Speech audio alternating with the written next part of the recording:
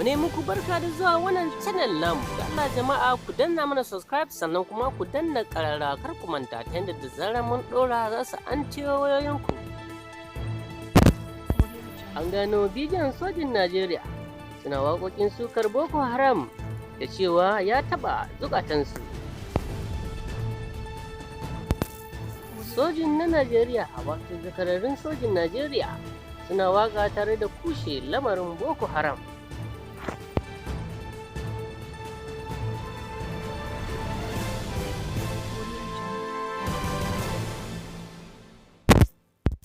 A gajeren bidiyon an ga sojin tare da jinsu suna cewa 'yan ta'adda su daina amfani da sunan Allah suna kashe jama'a.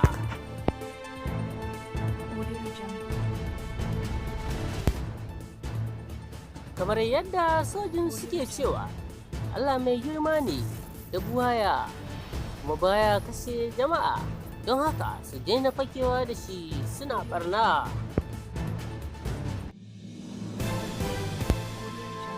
A waƙar an ji zakarun sojin suna kira ga 'yan ta'adda da su daina fakewa da sunan Allah suna barna, tare da nuna cewa suna yin kisa saboda Allah ne.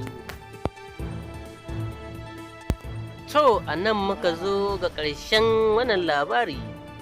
Domin bibiyan mu a kodayaushe, da Allah jama'a ku danna mana subscribe sannan ku danna ƙararrawa ta yadda za mu samu ƙwarin gwiwa ci gaba da kawo muku shirye-shiryenmu a kodayaushe.